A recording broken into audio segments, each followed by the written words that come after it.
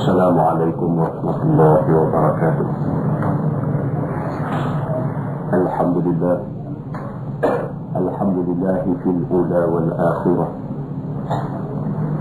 له الحكم وإليه ترجعون. أشهد أن لا إله إلا الله وحده لا شريك له، وأشهد أن محمدا عبده ورسوله، وصلوات الله وسلامه على سيدنا محمد ابن عبد الله، إمام المتقين وقائد الدعاة المجاهدين، وعلى آله وأصحابه أجمعين.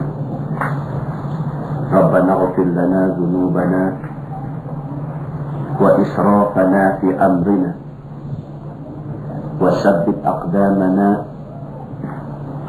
وانصرنا على القوم الكافرين. أما بعد، أيها المؤمنون، اتقوا الله، أوصيكم وإياي بتقوى الله فقد فاز المتقون. Muslimin dan muslimat yang mati sekalian, insya-Allah kita sambung bacaan kitab kita. Kita buka muka surat 73. Kita langkah tajuk kita buka muka surat 73. Bab pada malam ini kata dia bab salasatun yuhibbuhumullah. Kata dia bab pada menyatakan 3 orang yang kasih akan mereka itu oleh Allah. Okey. Muka surat 73 bab salasatun yuhibbuhumullah. Bab yang menceritakan tentang 3 golongan manusia yang Allah kasih pada mereka ini. Ketahuilah saudaraku, 3 orang yang dikasih Tuhan itu adalah kerana amal ibadahnya. Tuhan nak kasih dekat kita ni kerana amalan yang kita buat. Bukan kerana cakap pandai. Bukan kerana pandai duk sembang dengan orang. Dah. Allah kasih kita kerana amal yang ikhlas yang kita buat. Kata dia, maka dengan sebab amal ibadahnya, maka jadilah Tuhan kasih, yakni suka dan redha ia membalas dengan baik sebagaimana yang dijanjikan ke atas orang yang berbuat baik. Kalau manusia tu buat amal yang baik, buat amal yang ikhlas, Tuhan akan balas amal baik yang dia buat. Kerana itu janji Allah Subhanahu wa ta'ala. Innallaha la yukhliful mi'ad. Sesungguhnya Allah sekali-kali tak pernah mukir janji. Kata dia, maka 3 orang yang dikasih Allah itu diterangkan oleh Nabi kita seperti di dalam hadis yang dikeluarkan oleh Abu Isa At-Tirmizi dengan katanya, an Abdullah ibn Mas'ud yarfa'uhu qala thalathatun yuhibbuhumullah rajulun qama minal lail yatlu kitab Allah. Maksudnya diriwayatkan daripada seorang sahabat bagi Nabi sallallahu alaihi wasallam. Namanya Abdullah bin Mas'ud radhiyallahu anhu. Diangkatkannya, yakni dikatakan hadis ini daripada Rasulullah sallallahu alaihi wasallam. Telah bersabda ia, 3 golongan yang dikasih akan mereka itu oleh Tuhan yang Maha Mulia.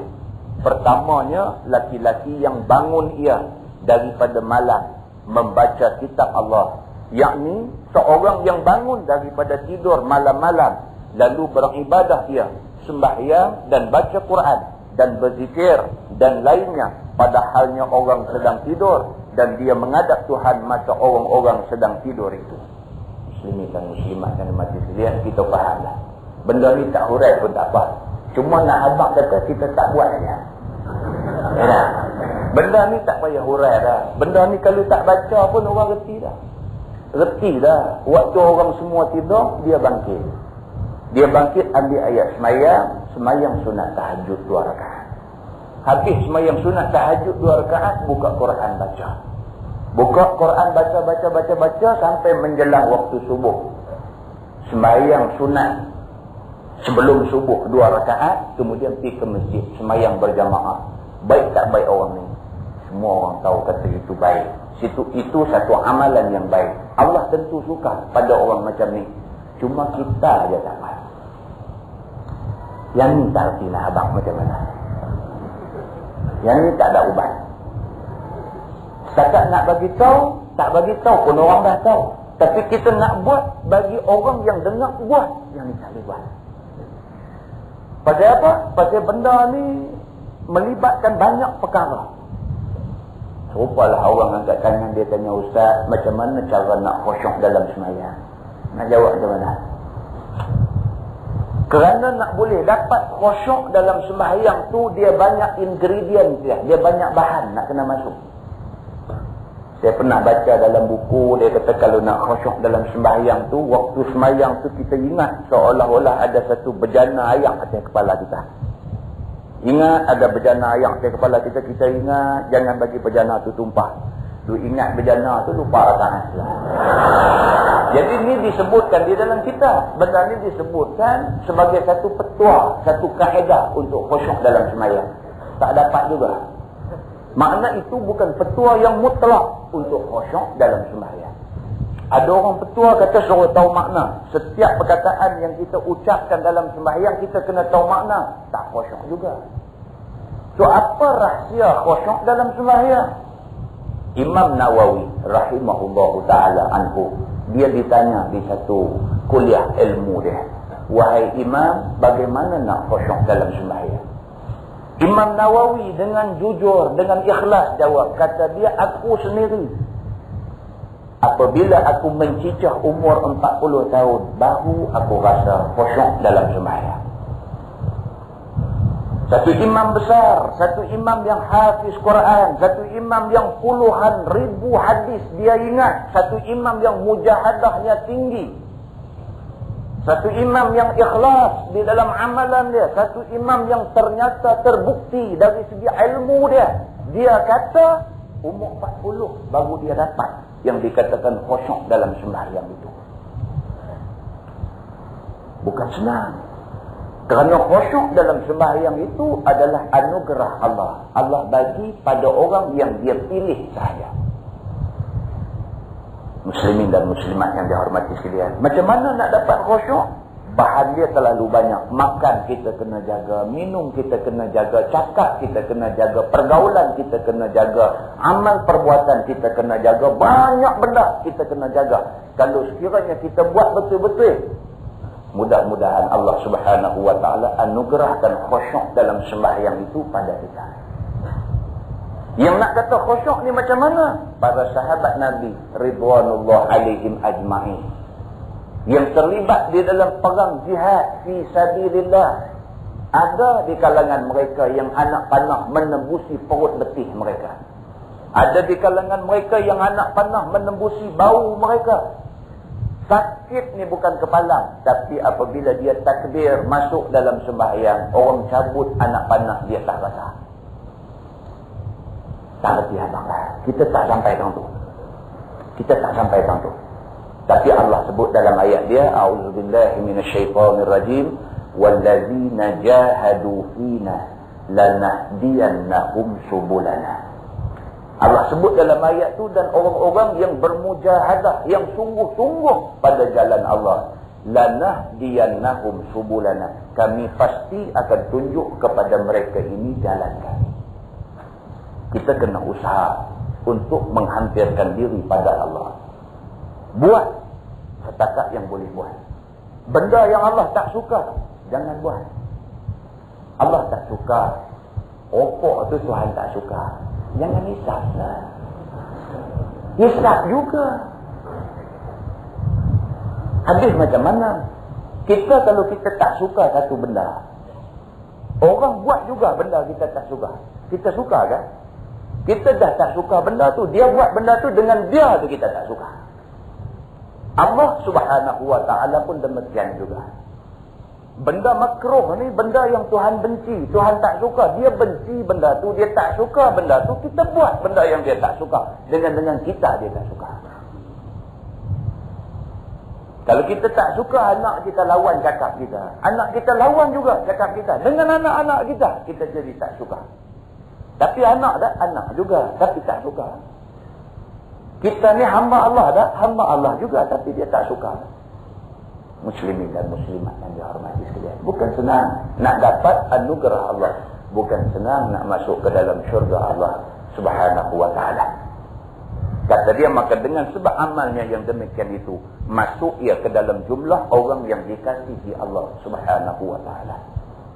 Ada di dalam sebuah hadis lain, Nabi SAW bersabda, kata Nabi, kullu ainin bakiyatun yawmal qiyamah illa ainun bakat min khasyatillah wa ainun batat tahrusu fi sabilillah atau kama qala. Nabi kata di dalam hadis itu, setiap biji mata menangis pada hari akhirat itu. Ketika mata semua menangis pada hari akhirat itu, ada mata yang tak menangis. Mata yang tak menangis pada hari akhirat itu, kata Nabi SAW, ialah mata bakat min khasyatillah, yang pernah menangis atas dunia ni kerana takut Allah Subhanahu wa ta'ala. Orang yang pernah sekali cukup dalam hidup dia, seumur hidup sebelum mati ni, pernah sekali dalam hidup dia menangis. Menangis kerana takut pada Allah Subhanahu wa ta'ala. Di hari akhirat itu, di ketika semua mata menangis, dia tak menangis lagi.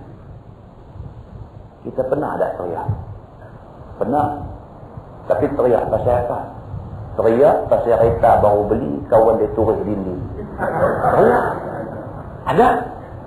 Saya jumpa satu sahabat, satu hamba Allah. Dulu dia rajin tu ikut kelas mengaji kita ni. Kita tak kenal nama pun, kita kenal dia.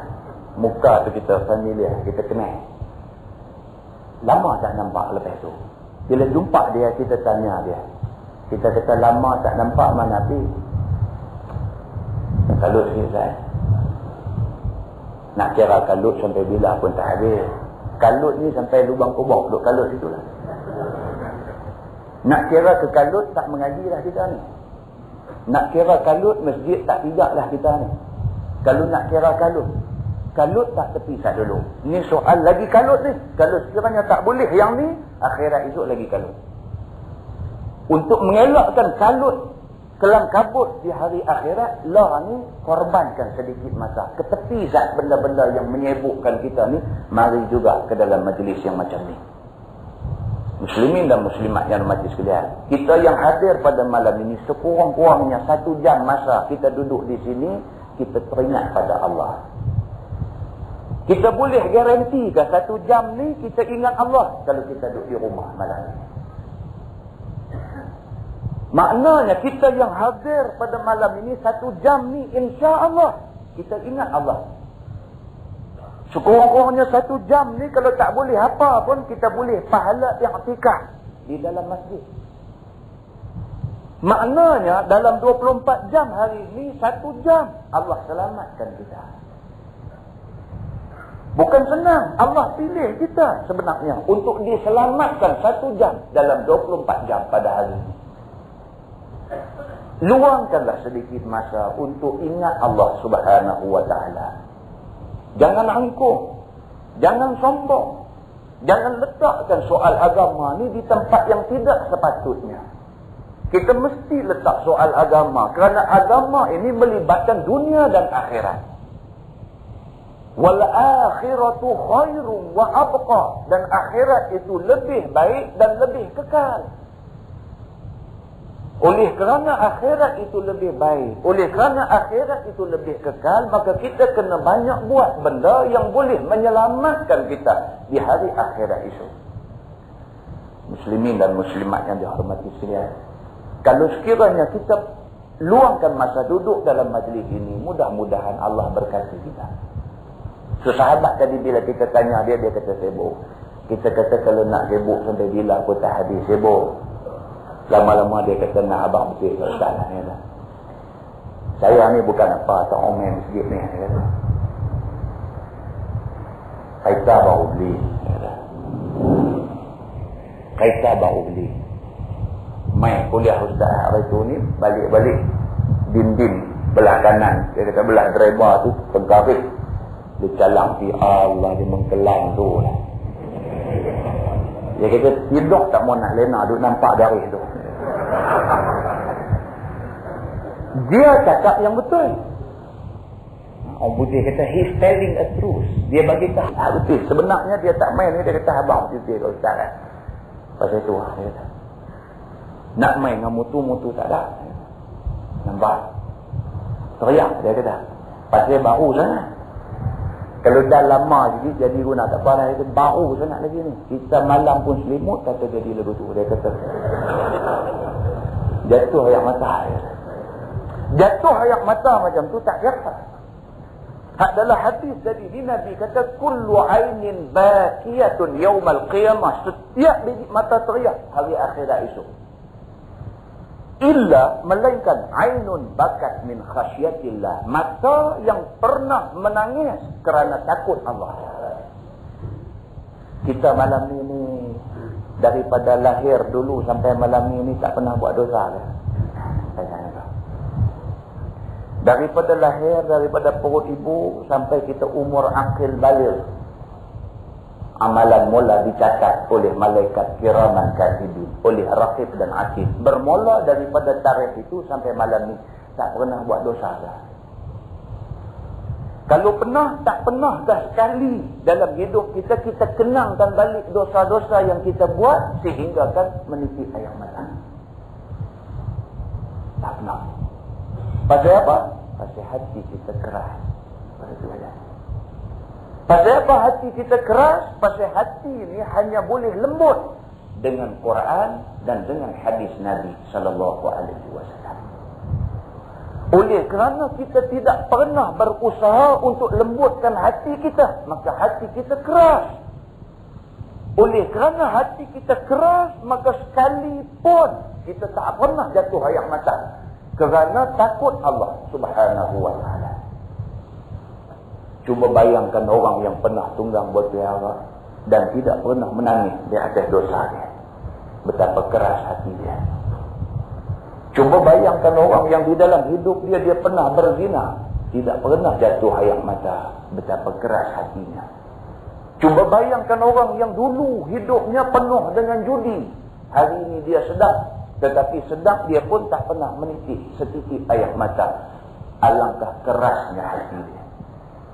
Lalu Nabi SAW sebut dalam hadis ni janji pada orang yang pernah menangis kerana takut Allah Subhanahu wa ta'ala. Dia tidak akan menangis pada hari akhirat. Pada hari semua manusia menangis kerana tak tahan dengan azab Allah Subhanahu wa ta'ala. Dan yang kedua kata Nabi, wa'ainun batat tahrusu fi sabilillah, dan mata yang menyengkang berjaga malam kerana berjihad pada jalan Allah Subhanahu wa ta'ala. Orang yang bangkit tengah malam, ambil ayat semayang tahajud 2 rakaat, baca Quran sekadar yang termampu, orang ini berjihad. Jihad melawan kehendak nafsu. Tak boleh kita nak tewaskan nafsu mudah-mudah, bukan senang. Berapa orang yang reti tentang janji baik Allah pada orang yang bangun sembahyang malam tetapi tak ada kekuatan untuk bangun sembahyang malam. Macam yang kita sebut dalam kuliah bulan lepas. Berapa ramai orang bila jaga malam, jaga pukul 2, jaga pukul 3, jaga pukul 4 pagi. Bila jaga, teringat. Teringat ni. Tadi baru Ustaz sebut. Bangkit semayang malam. Dia duduk main dalam kepala dia. Tak bangkit semayang. Ilmu ada tapi tak beramal. Duduk berbincang dengan nafsu dia. Tengok lampu bilik ayam saja tak padam. Nampak paip getah duk jutai elok dah. Cuma nak tipulah paip saja ambil air semayang. Paip getah tu ada dah. Tengok paip getah tu pun duk teringat. Dia teringat lebih lagi. Dia kata esok paip getah ni jadi saksi depan Tuhan pergi aku. Kena bangkit merasa. Dalam-dalam duk kena bangkit tu lena. Pasal apa? Pasal kekuatan tidak ada dalam diri. Pasal apa? Pasal hati kita tidak dibina dengan kekuatan iman pada Allah Subhanahu wa ta'ala. Yalah. Yang ni experience belakang. Dengan ustaz cakap pun experience belakang. Kita kena. Pasal apa? Pasal kita manusia. Kita kena benda ni. Kena. Mesti kena dia. Jaga dah tu. Dia duduk bincang tak bangkit juga. Muslimin dan muslimat yang bermati sekalian. mujahadah diri terlalu penting. Kalau kita selalu mujahadah diri kita, hati kita lembut, yang berikutnya kita mudah bangun.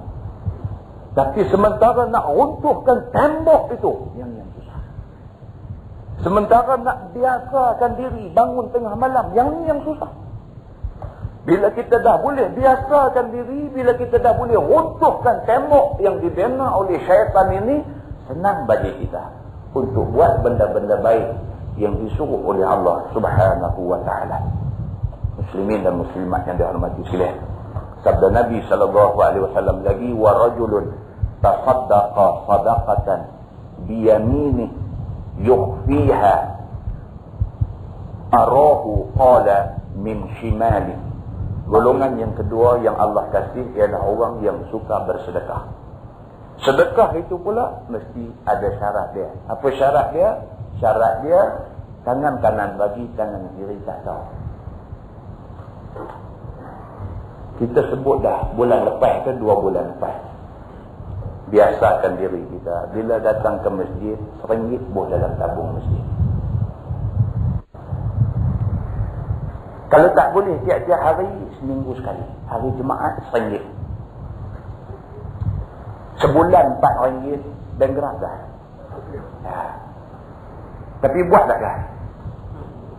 Ini susah. Tekoh-tekoh buat. Tekoh-tekoh tak buat.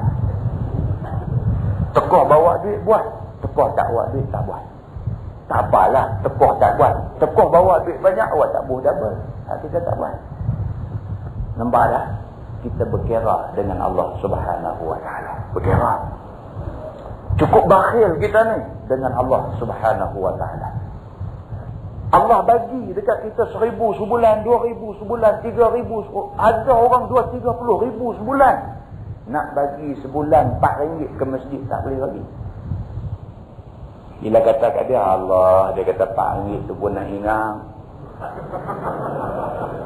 Allah, RM4 tu pun nak ingat. Aku 400 aku boleh bagi, 4,000 aku boleh bagi. Bagilah. Awak tak bagi. Tak bagi juga. Ini salah kita. Ini silap kita. Jadi kalau kata Allah RM4 pun ingat nak ambil RM4,000. Alhamdulillah. Tapi tak bagi juga. Maknanya bakhil kita di sisi Allah Subhanahu wa taala.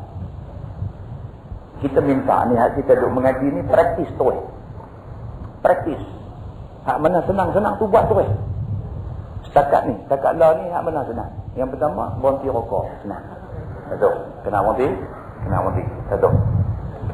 Yang kedua, tengah malam. Tak boleh tiap-tiap malam, seminggu sekali. Tak boleh seminggu sekali, 2 minggu sekali. Cubalah, bangkit juga. Sembahyang sunat, tahajud, 2 rakaat. Cukup. Yang ketiga, RM1 dalam tabung masjid. Tak lagi nak gelap, pakai boh, RM1. InsyaAllah, kalau sekiranya kita amal benda tu, Allah akan tunjuk keberkatan dia kepada kita semua. Muslimin dan muslimat yang mati sekalian. Hari ini tak jadi seperti yang disebut oleh Nabi. Hari ini kita tengok zaman orang Islam ni pakat jadi tokoh korporat lah ni. Derma satu perkara biasa. Zaman orang Islam kaya lah ni, derma biasa. Masjid nak buat apa? Nak buat ceramah maulid Nabi. Okey, saya bagi 1,000. Tapi saya bagi 1,000, saya tak duit. Maknanya dari segi sedekah tu cantik dah. Dari segi penyertaan tak berapa cantik. Yang kita nak di sini, sedekah pun jalan, penyertaan pun ada. Kita nak yang ni. Siapa lagi yang nak imarah masjid ni kalau bukan kita orang Islam? Siapa lagi yang nak bantu supaya masjid ni nampak hebat kalau tidak kita orang Islam? Malam ni sekurang-kurangnya kita ada satu syiar yang boleh kita tunjukkan pada orang yang bukan Islam dan orang Islam yang tak mau bersama dengan orang Islam yang ramai. Sekurang-kurangnya malam ni bila dia lalu tengok, dia kata apa cerita ni ramai. Nak kata kenuri dia pasal abang pun. Sekurang-kurangnya syiar sudah ada. Sekurang-kurangnya esok dia pergi pejabat, dia tanya juga. Kita semalam Masjid Sultanah buat apa? Ramai lah. Orang kata semalam ada mengaji. Oh, baru dia tahu. Tu pun tak main juga bulan depan. Tapi sekurang-kurangnya mesej sampai dekat dia. Sekurang-kurangnya sampai tak dia. Kata masjid ni ada aktiviti. Sekurang-kurangnya benda tu sampai, sekurang-kurangnya Allah Subhanahu Wa Taala mempunyai alasan untuk buka pintu hati dia. Ada sebab musabab untuk Allah buka pintu hati dia. Pup, main dalam kepala dia. Aku pun nak pergi juga tengok bulan depan. Bukan nak pergi mengaji, nak pergi tengok. Tak apalah, nak pergi tengok pun tak apa. Jangan mai aja. Mai pun tak mau ni. Muslimin dan muslimat yang dirahmati sekalian. Yang ni kita nak. Penekanan ke arah itu. Penekanan ke arah menampakkan syiar agama kepada semua orang. Dengar kata Maulid Nabi tahun ni nak belarak balik. Saya pergi kursus di Langkawi baru ni, dengar mereka di Kuala Lumpur kata, insya-Allah tahun ni Maulid Nabi nak belarak balik. Salah ke belarak Maulid Nabi ni? Dah. Dengan syarat kita jaga batas-batas dia. Orang laki-laki saja keluar atas jalan, tunjuk sekali-sekala kehebatan orang Islam. Kalau Hindu boleh belarak atas jalan, heret tokong sesat dia. Hindu kafir laknatullah alaihim ajma'in, heret tokong, kita tak boleh jalan, kena duk ikut belakang dia. Kenapa kita tak boleh buat? Supaya dia taat pada kita. Tak boleh ikut, tak boleh potong kita. Pasal apa? Pasal kita nak belarak atas jalan pula. Syiar agama lain tunjuk syiar dia, kita tak ada syiar. Nak arah masjid, masjid yang lagi banyak daripada jemaah yang semayang. Ya, ni abang betul-betul ni. Abang betul-betul. Jatuh air mata Tok Siap dengan Tok Imam. Bilang-bilang tiang lagi jenuh daripada jemaah ramai. Sedih. Masjid elok dah. Masjid pula mengamalkan dasar pintu dan dinding terbuka. Dah. Masjid Sultanah Bahia ni saya ingat satu-satunya masjid apa dalam Kedah yang mengamalkan dasar pintu dan dinding terbuka. Maknanya anytime hang main-main. Ada masjid hari ni kunci, pedayang. Kita pergi nak semayang, boleh semayang di tebing-tebing dia aja, tepi-tepi dia aja. Kita sampai, kita singgah, kita on the way dalam perjalanan. Berhenti-berhenti daripada sudah semayang, nak keluar dah. Kita nak masuk, Tok Siap tak masuk. Saya nak kunci lah. Desa kena, tu yang mereka tu desa kena. Saya tak nak kunci lah. Kita nak tumpang semayang. Tahu lah, saya tak semayang di luar. Nak kunci lah. Masjid apa? Juga. Lah ni, kalau di sebelah sana tu, lampu ni. Rechargeable light tu. Bila lampu karan tak ada, dia menyala tu. Dia pekat repih, curi habis. Ni pun satu juga. Ke belah Sungai Petani, dah kena benda tu. Masjid apa di Sungai Petani, mula dia kebas lampu tu. Lepas tu dia main kebas di tangan berdiri ni. Lepas tu tak ada apa lah mak aku tengok yang boleh ambil. Pai ayak tu. Awak nak ambil semayang pun pula ambil juga. Ini cerita yang betul-betul jadi. Apa kita tak ada jalan lain melainkan masjid kena kunci lah. Kalau dah jadi macam tu masjid kunci. Tinggal lagi Tok Siap ni orang semayang tunggulah sah. Bagilah kawan ni masuk semayang. Kunci lala tu juga. Yang tu tak kenal lah. Tapi tang kunci masjid tu kadang-kadang terpaksa kunci. Pasal apa? Pasal wujudnya manusia yang jenis. Mati sekalian, manusia hari ini tak reti hormat rumah Allah Subhanahu Wa Taala. Tak reti hormat.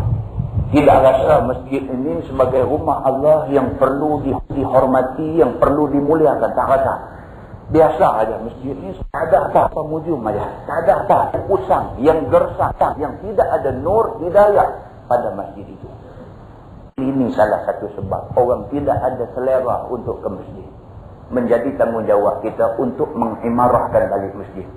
Banyakkan aktiviti masjid. Adakan aktiviti-aktiviti yang boleh menarik orang ke masjid. Yang apabila orang main ke masjid, dia tidak rasa dia buang masa.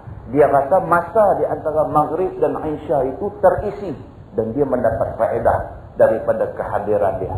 Benda ni jawatan kuasa masjid kena bincang, kena putuskan, kena buat sesuatu supaya masjid tidak terus berada dalam keadaan sunyi daripada hidayah Allah Subhanahu wa taala. Muslimin dan muslimat yang dihormati sekalian, kata dia, maka sesiapa yang bersedekah serta tidak memberi siapa tahu akan ia bersedekah, maka terbilanglah ia seorang yang dikasihi Allah Subhanahu wa taala. Lah ni ada khasiat pula. Bagi derma sudahlah, pi buat papan pelewut tu, lukis cek. Pelewut pi beli hak panjang punya, lukis cek berapa ribu dia bagi. 3 orang usung punya nak bagi. Yang Nabi kata bagi kanan-kanan, kanan kiri tak tahu. Dia sudah punya usung dengan ini apa cerita ni? Pasal apa? Pasal dah lari daripada matlamat asal. Kita bersedekah tidak lagi kerana Allah Subhanahu wa taala, sebaliknya ada kerana lain. Maka kerana yang lain daripada Allah Subhanahu wa taala, amal yang kita buat mardud dan tertolak di sisi Allah Subhanahu wa taala. Kemudian sabda Nabi sallallahu alaihi wasallam, wa rajulun kana fi sariyatin fanhazama ashabuh, ialah laki-laki yang adalah ia di dalam satu tentera kecil berperang dengan kafir, maka kalah taulan-taulannya dan mundur, maka berhadap ia melawan seterunya, tidak mundur sekali-kali kerana ia beriktikadkan kalau ia mati di dalam melawan musuh itu mati syahid ia, dan jikalau ia menang maka dapat pahala dan ghanimah. Kata Abu Isa, bermula ini hadis lari. Muslimin dan muslimat yang dihormati sekalian, dia jelaskan di sini golongan ketiga yang Allah kasih ialah golongan yang tabah, yang sabar apabila jumpa musuh. Yang ni kita nak kena bina keberanian dan keyakinan dalam diri kita dan dalam diri anak-anak kita. Kita kena bina benar. Bina rasa bangga terhadap diri kerana kita orang Islam, kerana kita ada iman terhadap Allah Subhanahu wa taala. Ada orang dia rasa hina dengan Islam yang ada pada dia, dengan iman yang Allah bubuh dalam diri dia, dia rasa hina. Bila berjumpa dengan musuh-musuh Allah, dia terpelanting jauh. Bila berjumpa dengan orang yang menentang Allah, dia tak ada suara. Kita tak mahu. Kerana salah satu golongan yang Allah Subhanahu wa taala kasih ialah golongan yang berjuang. Apabila dalam perjuangan itu kawan-kawan pakat lari habis, tang dia tak lari juga. Dia tetap menunggu. Walau apa pun jadi, dia tetap akan berjuang. Kalau sekiranya dia mati, itu syahid di sisi Allah Subhanahu wa taala. Dalam hadis Nabi sebut, kata Nabi, wala tatamannawna liqa'al adu fa idza laqitumuhum fasbiru. Ataupun dalam riwayat lain dia kata fasbitu. Dalam hadis tu Nabi kata, orang Islam kamu tak boleh bercita-cita untuk jumpa musuh. Tak boleh. Saja-saja hidup cari gaduh, Islam tak suruh. Wala tatamannawna liqa'al adu. Jangan sekali-kali ada cita-cita nak cari musuh. Tetapi kata Nabi, fa iza laqitumuhum, apabila kamu jumpa mereka, fasbitu, tunggu tangguh, jangan lari. Muslimin dan muslimat yang mati sekalian, saya berpesan pada diri saya dan kepada saudara dan saudari muslimin dan muslimat semua, marilah kita sama-sama pelihara segala suruh perintah Allah. Marilah kita sama-sama tinggal dan jauhi segala tegah dan larang Allah Subhanahu wa taala. Wallahu a'lam. Kita masih lagi di bawah tajuk salasatun yuhibbuhumullah, tentang 3 golongan yang dikasihi Allah.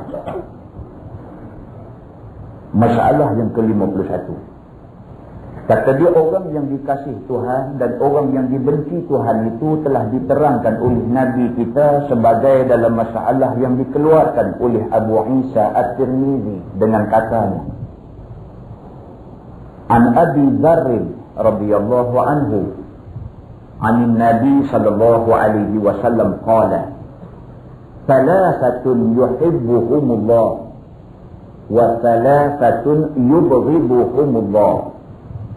فأما الذين يحبهم الله فرجل أتى قوما فسألهم بالله ولم يسألهم biqarabatin bainahu wa bainahum famana'uhu fatakhallafa rajulun bi'aqabihim fa'a'tahu sirran la ya'lamu bi'atiyatihi illa Allah wallazi a'tahu atau kama qala.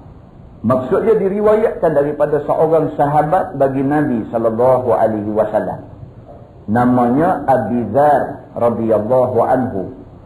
Daripada Nabi sallallahu alaihi wasallam telah bersabda ia, 3 macam orang yang dikasih akan mereka itu oleh Tuhan, dan 3 macam orang yang benci akan mereka itu oleh Tuhan.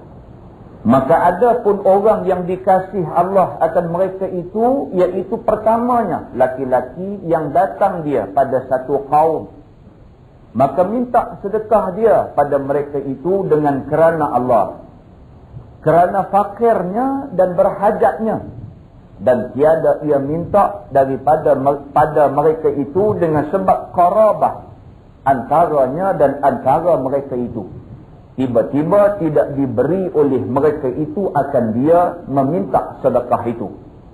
Maka mengekor dan menurut dari belakang mereka itu seorang laki-laki, lalu diberinya akan dia dengan diam-diam. Tiada siapa tahu akan dia memberi sedekah itu melainkan Allah Subhanahu wa ta'ala, dan yang memberi akan dia. Maka ini satu orang yang dikasih Tuhan akan dia kerana dia berbuat khairat dengan kerana Allah dan menurut sebagai yang disuruh Allah, maka jadilah dia seorang yang dikasih Allah. Punya panjang dia perang. Dia nak abang kata golongan yang Tuhan kasih ni, yang pertamanya ialah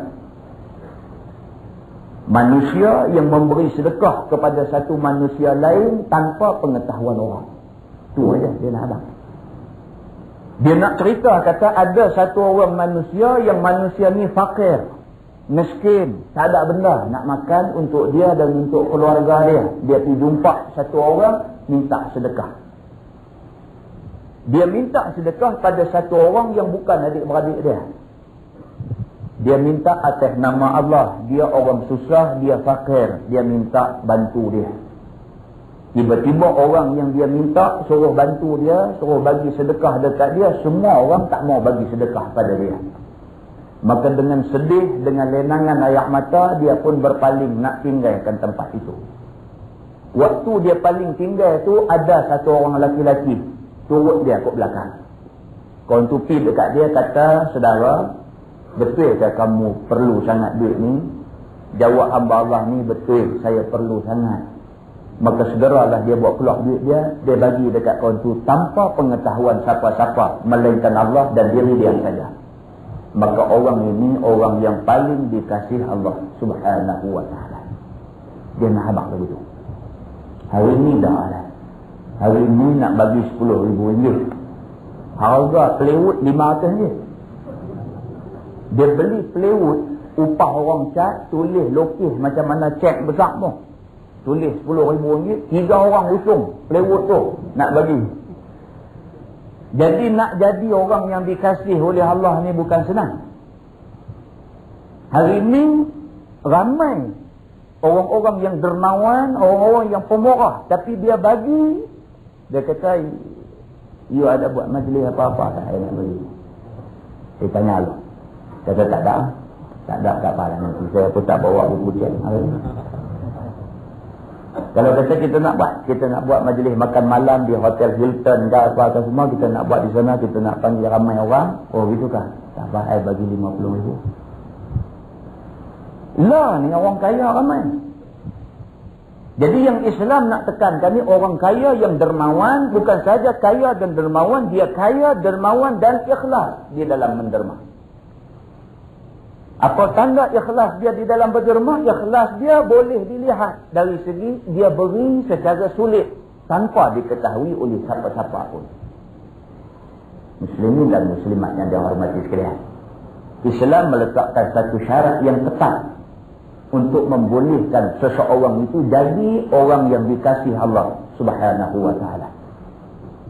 Kemudian sabda Nabi, wa qaumun saru lailatahum hatta idza kana an-naum ahabba ilaihim mimma yu'dalu bih nazalu fawada'u ru'usahum faqama ahaduhum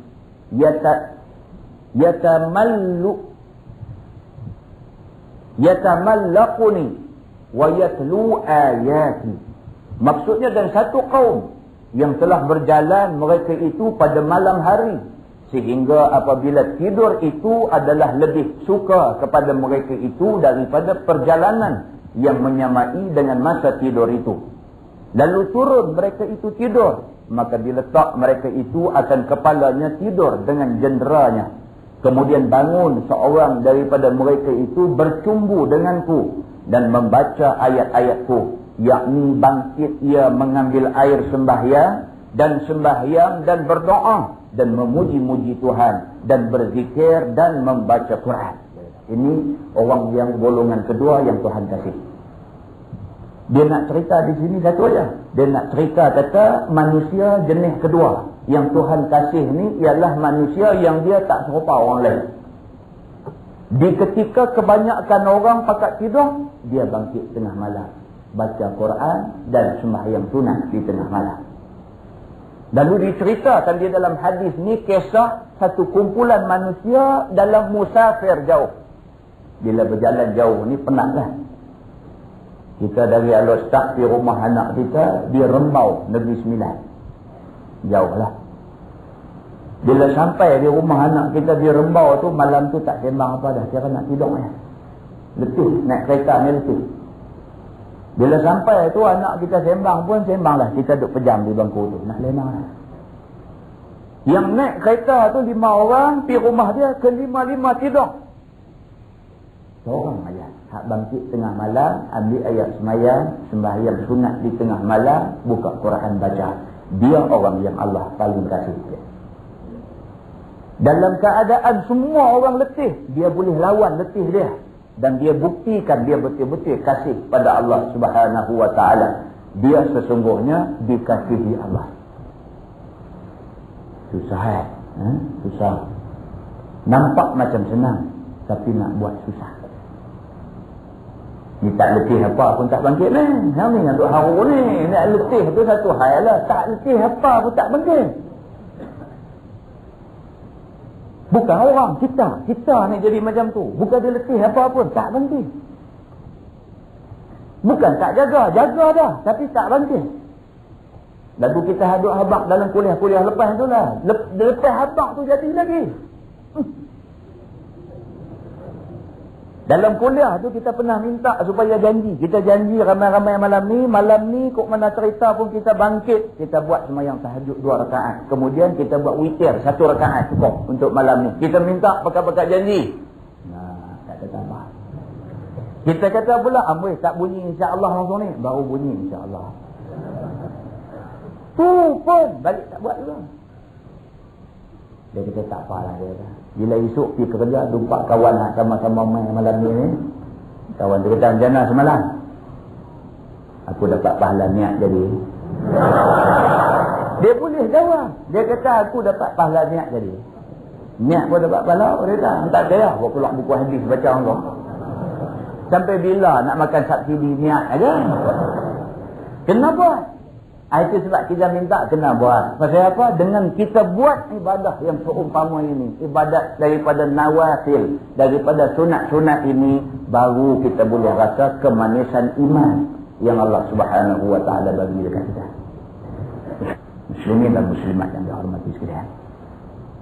Lalu di dalam hadis tadi Allah, Nabi SAW sebut golongan kedua yang Allah kasih ialah golongan yang boleh lawan nafsu dia. Ketika semua orang letih, dia boleh bangun untuk mengerjakan sunat di tengah malam.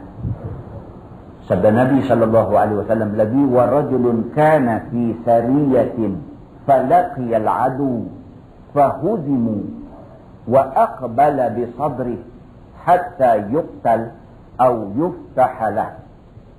Maksudnya dan ketiganya ialah laki-laki yang adalah ia di dalam satu tentera kecil.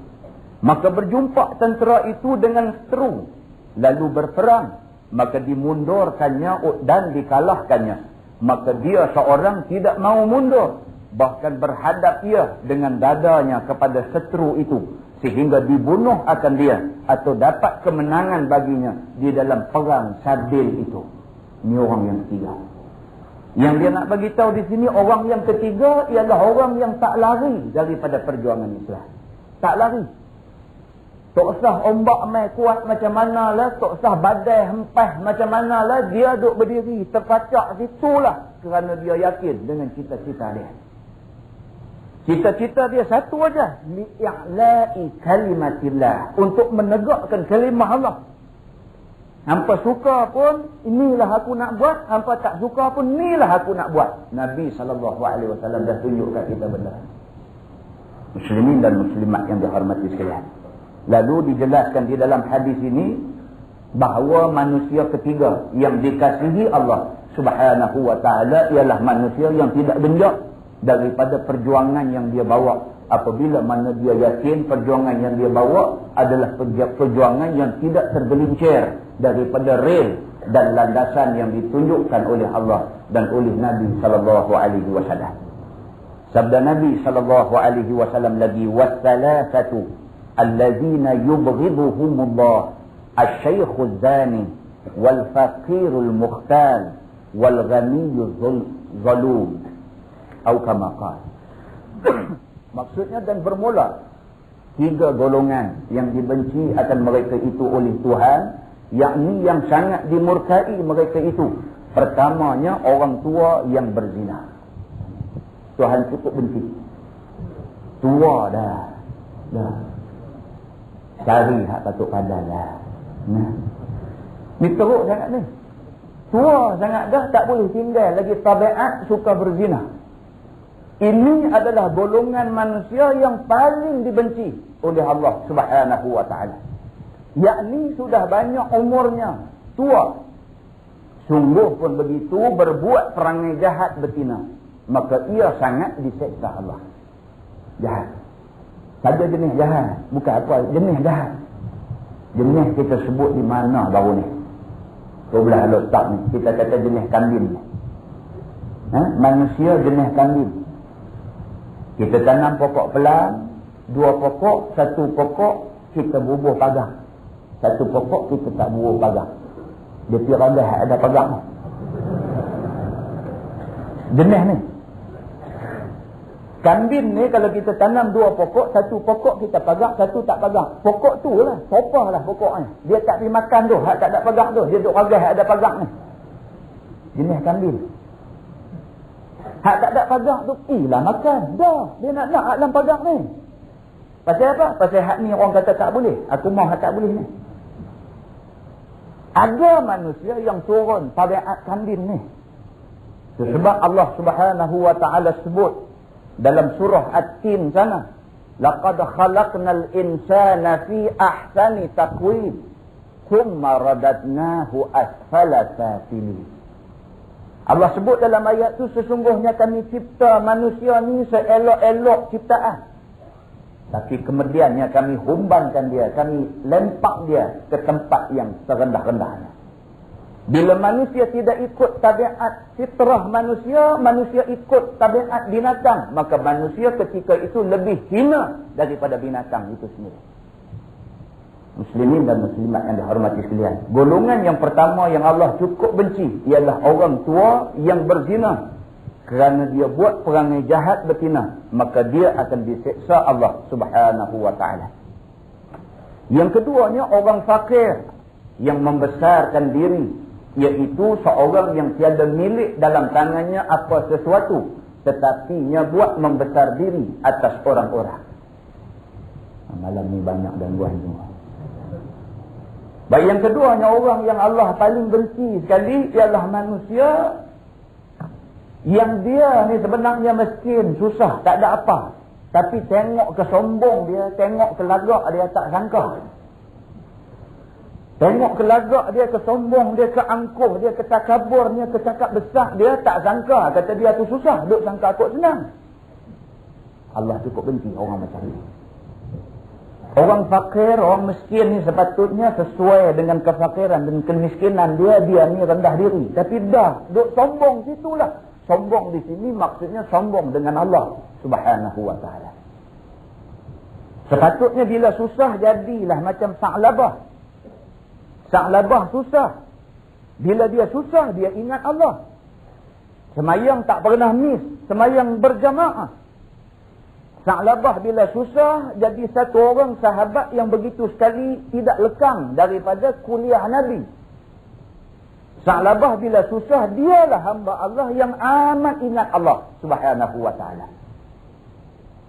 Tapi bila Sa'labah diuji dengan kekayaan harta benda, Sa'labah mula lupa Allah. Tak apa jugalah waktu susah ingat Allah. Ni tak ni, susah pun lupa Allah. Apatah lagi senang. Masa susah tu pun sombong bukan main.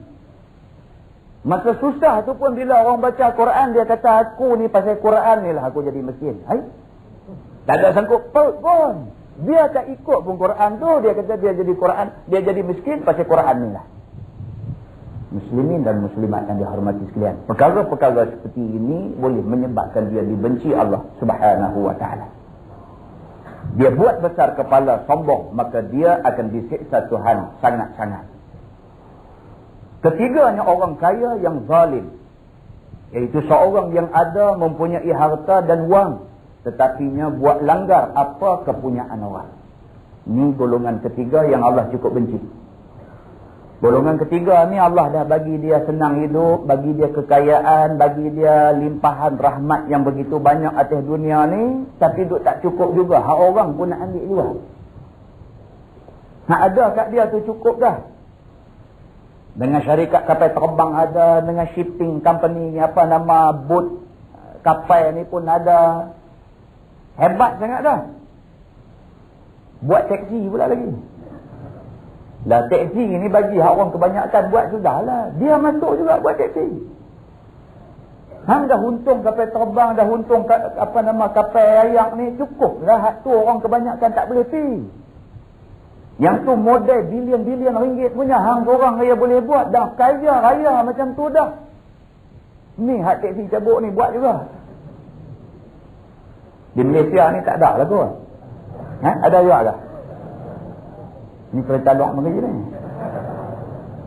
Jadi dah kaya, dah tak cukup dengan kekayaan yang ada, rengkuh lagi hak mana yang ada. Bagi-bagilah kat orang lain sama. Jadi manusia jenis tamak haloba macam ni, yang hak dia dah ada, dah hak peluang orang pun dia pergi balan juga ambil kat dia. Manusia jenis ini adalah manusia yang termasuk dalam 3 golongan yang dibenci oleh Allah Subhanahu wa ta'ala. Sekiranya orang bekerja kepadanya, maka dipegangnya upahnya dan ditangguh-tangguh membayarnya. Orang yang hulu. Dia ambil orang kerja dengan dia, dia tak mau bayar dia. Dan ni ada orang dia ambil pekerja daripada petani, daripada Thailand, mana masuk main jadi pembantu rumah, jadi buruh binaan, jadi apa macam-macam. Kesian tak apa-apa ni. Kesian kita kadang-kadang. Tak kesian lagu mana. Kau ni main kerja rumah dia 3 bulan. 3 bulan kerja, dia habaq kat budak ni, dia kata duit, dia kata jangan takut, dia kata kita bayar. Kita bayar sebulan 200, dia kata. Dia nak besar sangat lah 200 tu. Tahu ada kerja masak tom yam, semua orang bayar 1000.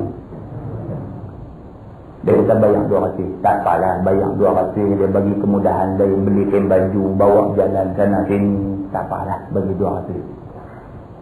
Lepas 3 bulan budak tu duduk dengan dia, budak tu minta nak balik kampung. Sabarlah. Dia ambil duit gaji, dia buh dalam uncang kain, dia balut, dia jahit uncang kain tu keliling. Dia jahit 5-6 lapis punya jahit. Bila hari budak ni nak balik, dia bagi. Dia kata ni, dia kata dalam ni duit gaji ni. 3 bulan kerja 600. Dia kata kami bagi lebih 100 pula, 700 dalam ni. Dia kata, saja jahit macam ni takut kot saat ni jatuh kot jalan ke apa-apa, balik sampai di rumah depan mak buka. Budak ni pun tak sangka lah, dia kata bagus sungguh lah tuan rumah aku ni. Pegang kemas satu orang curi 700. Balik-balik sampai di rumah, buka-buka 150 ringgit. Bayar sebulan 50. Hamba Allah ni bangkit pukul 5 pagi, rabui rumah dia lah, tingkap rumah dia, urus anak-anak dia, buat masak makan dia, begitu begini khidmat untuk dia. Dia bagi sebulan 50 ringgit dekat hamba Allah ni. Apa jenis manusia ni? Yang kita sebut ni benda betul berlaku. Orang biasa telefon main kat kita, mengadu benda yang macam ni. Mengadu benda yang macam ni. Apa jenis manusia? Kita perah sama-sama manusia. Kita ni apa? Kita tak ingat ke kita buat zalim dekat orang, Allah balas kita? Kita tak ingat ke itu salah satu bentuk penganiayaan terhadap manusia dan Allah akan balas kita? Awak kita rasa kita kebal sangatkah Allah buat macam mana pun kita tak cedera? Kalau sekiranya kita reti bahawa kita ni manusia hamba Allah, dhaif, lemah kita ni, sampai ke peringkat kalau berhenti reka di sana, nak masuk mai dalam masjid ni hujan. Kena hujan. Lebih kurang 10 saat, 15 saat kena hujan. Sementara nak masuk bumbung masjid, balik-balik demam sesema 3 minggu. 15 saat kena hujan atas kepala, demam sesema 3 minggu. Tu dia lah punya dhaifnya manusia ni. Allah uji sakit gigi sikit aja, nak tendang habis anak pinak ayam berketuk pun turun hambat kampung.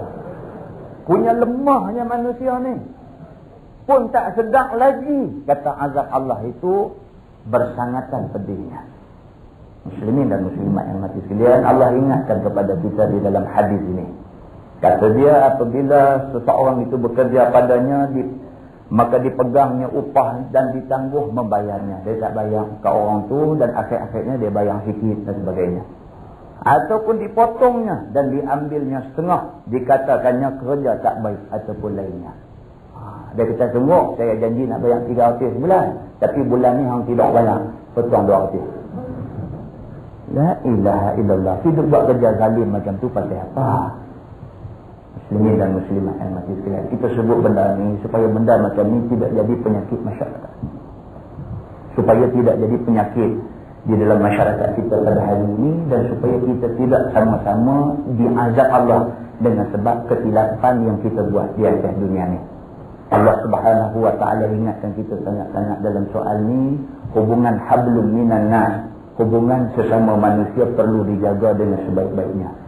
Nah, maka di sinilah pentingnya kita menjalankan kerja nasihat menasihati di antara satu sama lain. Wallahu a'lam. Silakan. Dan muslimat yang dihormati sekalian, mudah-mudahan Allah berikan taufik dan hidayah kepada kita semua. Dan mudah-mudahan kehadiran kita ke masjid ini pada malam ini akan merupakan satu amal baik, kebajikan kita di sisi Allah Subhanahu wa taala. Dan mudah-mudahan hadir kita pada malam ini ikhlas semata-mata kerana Allah. Mudah-mudahan kita betulkan balik niat kita mari ke sini kerana nak cari ilmu Allah, untuk mencari keredaan Allah. Dan lagi satu, kita ingatkan lagi sekali, istighfar. Mula daripada malam ini, kita janji dengan diri kita, kita janji dengan Allah Subhanahu wa taala. Kita akan istighfar tidak kurang daripada 100 kali sehari semalam sebelum kita tidur, sebelum kita lelahkan mata. Mudah-mudahan adalah sedikit peningkatan amal kita untuk kuliah pada malam ini. Yang baik daripada Allah, yang tidak baik daripada kelemahan diri saya. Sekian, Assalamualaikum warahmatullahi wabarakatuh.